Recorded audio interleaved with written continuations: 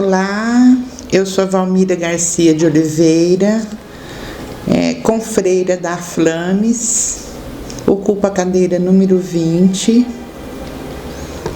sou natural de Brasilândia, MS, filha de Epaminondas Fonseca de Oliveira e Maria Garcia de Oliveira.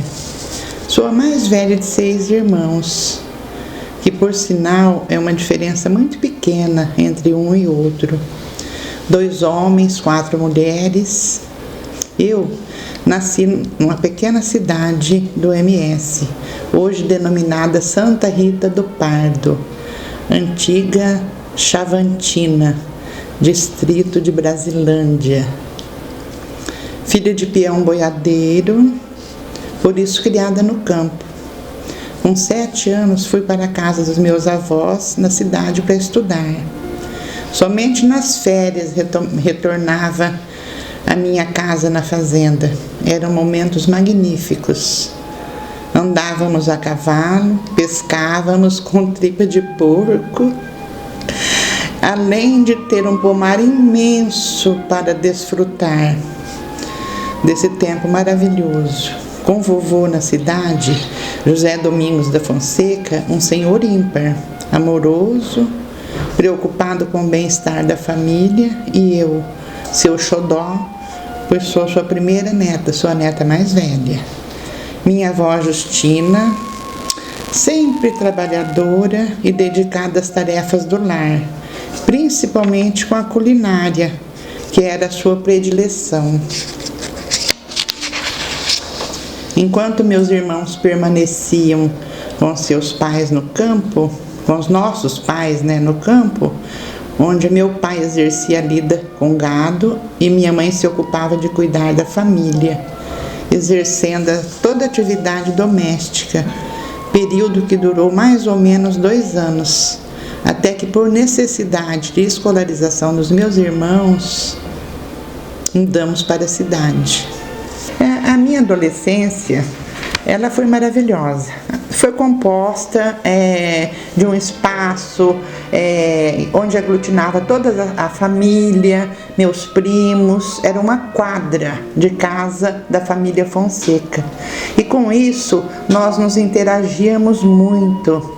Foi primos e primos e primos. Na época era muito interessante, porque o leite ninho hoje, que está quase em desuso, era novidade na época. Então o que nós fazíamos? Furtávamos dos armários das nossas casas para comer as colheradas sentado na calçada. Era uma delícia, era uma coisa assim que hoje é uma história que quem ouve acha até meio bizarra a situação, mas é uma situação que na época era maravilhosa, era novidade. Essa interação com a família, essa interação com os irmãos, essa interação com os primos, era assim maravilhosa, era de grande valia. Tínhamos brincadeiras também, andávamos de carrinho de rolemã, fabricado por nós mesmos. Enfim, foi uma adolescência assim, muito pura, foi uma adolescência de muita construção familiar, de muita afetividade, de muito pertencimento de laços familiar. Morávamos, mamãe e eu, papai. Em outra casa, meu tio, minha tia e meus primos. Na outra, meus outros primos e meus outros tios. E na casa grande, que seria a casa grande, meu avô. Desse espaço também, o que eu gosto de recordar é que tínhamos um galpão. E nesse galpão nós tínhamos a traia, como diziam os peões, que era a traia de comitiva. Era comitiva, porque a família toda comprava, vendia gado, tinha fazenda. Era essa lida de boiadeiro, de peão. Então isso é muito gostoso a gente recordar isso aí, E tem uma lenda super interessante que hoje está em moda e está em estudo entre determinadas confreiras da Aflames, a questão do Saci Pererê. Então falávamos muito do Saci Pererê e tínhamos muito medo também, né? Então essas são imagens que ficaram registradas para sempre na nossa memória. Então essa parte, esse espaço de tempo, esse espaço de vida enquanto adolescente, ele foi muito marcante. A vida e suas adversidades. Aos 12 anos, por um infortúnio, perdi meu pai. Meu pai foi assassinado. E como minha mãe era a única da família que morava num outro estado, obviamente morava com a família do meu pai, né? Com os familiares do meu pai, mas ela era a única da família lá. E meus tios aqui em Campo Grande. Então nós retomamos a nossa história, começamos a escrever uma nova história a partir da mudança para Campo Grande. Nessa mudança para Campo Grande, a minha mãe veio com os meus irmãos e nós começamos a construir uma vida diferenciada. Nesse período, quando aconteceu essa tragédia de eu perder meu pai, de nós ficarmos órfãos, a minha mãe disse: minha filha, agora você é a mãe, porque eu vou ser o pai. Então eu tive essa responsabilidade com 12 anos de idade, de estar junto com os meus irmãos, de prover toda uma subsistência. Obviamente que a gente tinha um amparo também de um dos irmãos da minha mãe, que é o Olímpio Garcia Nogueira. É uma pessoa assim de bastante renome aqui dentro de Campo Grande, porque foi um grande empresário, né? Trabalhava na época com a Cruzeiro do Sul, enfim. E aí minha mãe tomou as rédeas e nós direcionamos as nossas vidas, estudando, trabalhando, vivemos assim um bom pedaço das nossas vidas, uma boa etapa das nossas vidas, todos juntos. Até que de repente começamos a casar, a caminhar com os próprios passos, a criar novos pertencimentos, nova família e assim por diante. Então esse foi o período assim entre a adolescência e a criança e o adolescente que fomos, né? A partir daí então casei-me com 17 anos. Com 19 anos tive a minha primeira filha, Luciana. Em seguida, Larissa. E o terceiro, Rodrigo. Rodrigo, meu filho. Eu acho assim super interessante quando eu falo assim dos meus filhos, porque eu tive 2 meninas e a minha paixão era ter um menino. Então eu falava, vou tentar mais uma vez, porque vou ter um filho.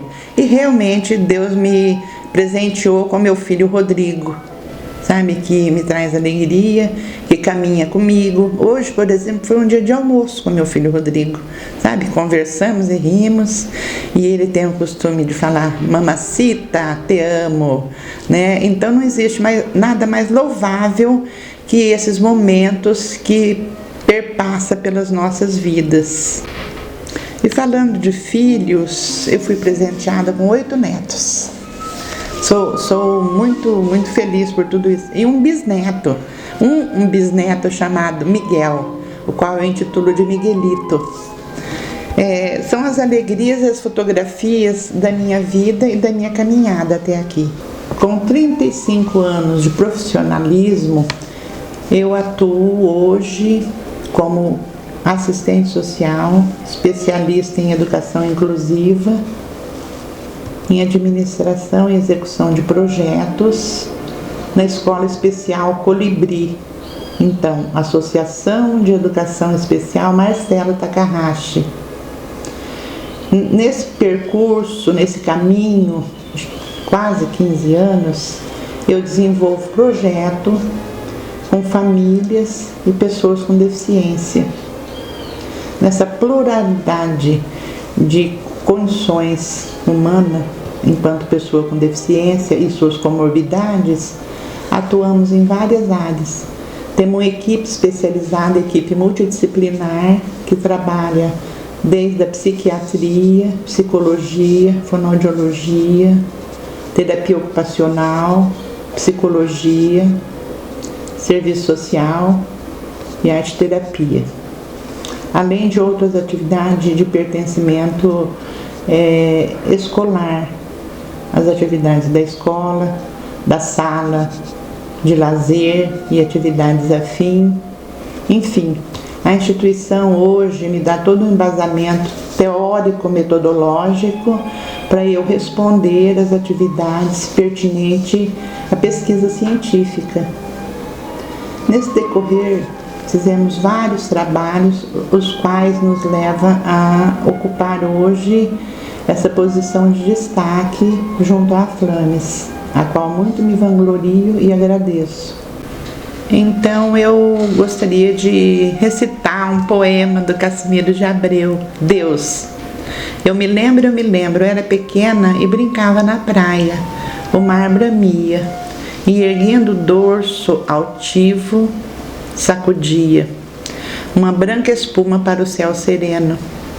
E eu disse à minha mãe naquele instante: que furor insano! O que pode haver maior que o oceano, ou mais forte que o tufão? Minha mãe, a sorrir, olhou para os céus e disse: minha filha, um ser que nós não vemos, maior que o mar que tememos, mais forte que o tufão. Minha filha, é Deus. É interessantíssimo quando se diz qual é a sua participação na formação cultural da sua cidade.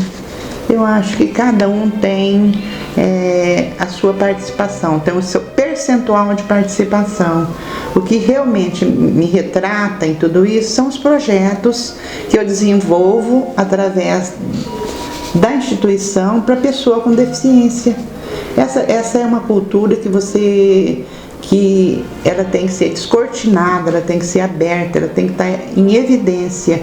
E esse serviço, ele traz todinho um aprimoramento, um conhecimento e uma formação para a cultura, para uma boa cultura, uma cultura límpida, transparente, e uma cultura que faz prevalecer o direito da pessoa com deficiência. Então eu vejo que o trabalho que eu desenvolvo enquanto assistente social para pessoa com deficiência, ele é de grande valia para aprimorar e para implementar a cultura.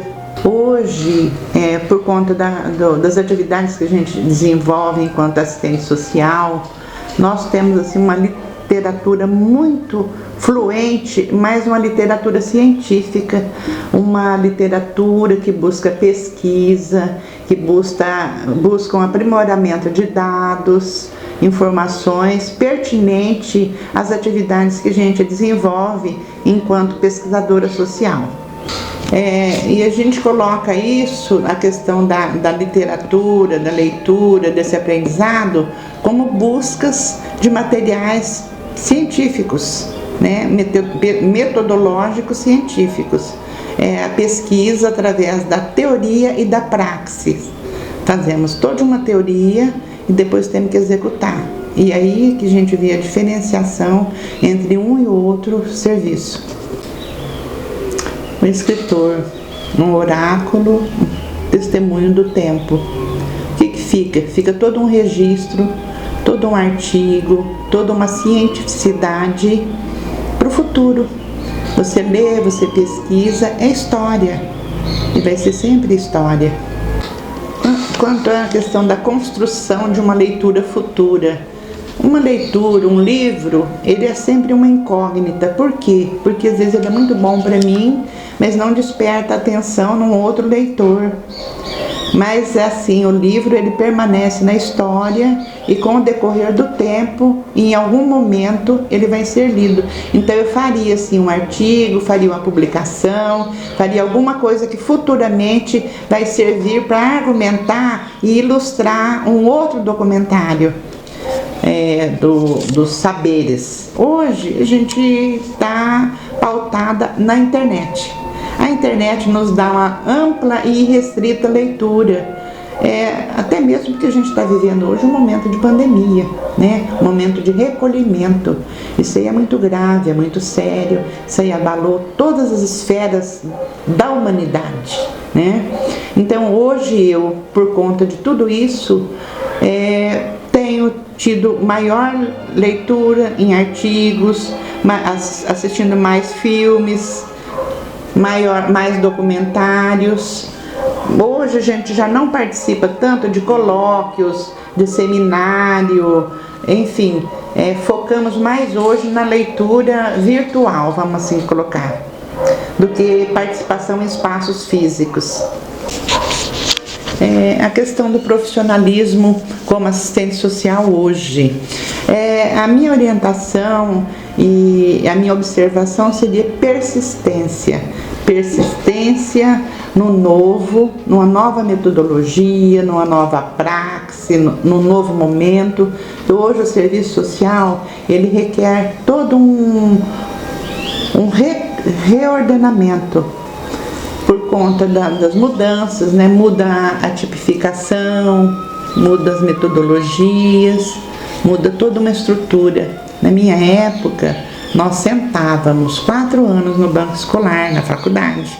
Hoje não, hoje é tudo à distância, é tudo virtual, é tudo remoto, como diz o colega. Então, é um pouquinho diferenciado.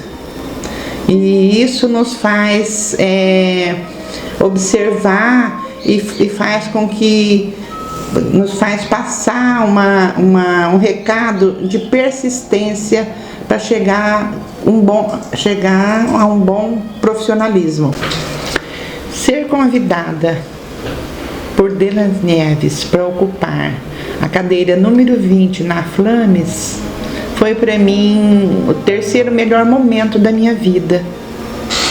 Meu primeiro momento foi ser mãe, o segundo meu profissional e o terceiro meu profissional mais social. Então eu me considero hoje assim completa, feliz.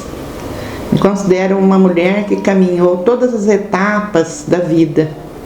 Eu agradeço muito, eu só tenho gratidão para definir essa palavra por esse momento, por esse estágio na minha vida. Para quem vai me assistir, vai me ouvir, a palavra final eu deixo como um recado latente: a perseverança. Perseverança em todos os momentos da vida. A melhor definição desse caminhar chama-se perseverar. Eu digo o seguinte, nessa trajetória, quando eu digo perseverar, eu falo pelo que eu fui, pelo que eu sou e pelo que eu faço. É perseverar. Hoje eu tenho assim essa grandiosidade, essa alegria de alma por conta da perseverança. Eu tenho aqui um troféu que ganhei em 2019 de mulheres notáveis. Mulher, simplesmente mulher, que de alguma forma transcende. Muito obrigada.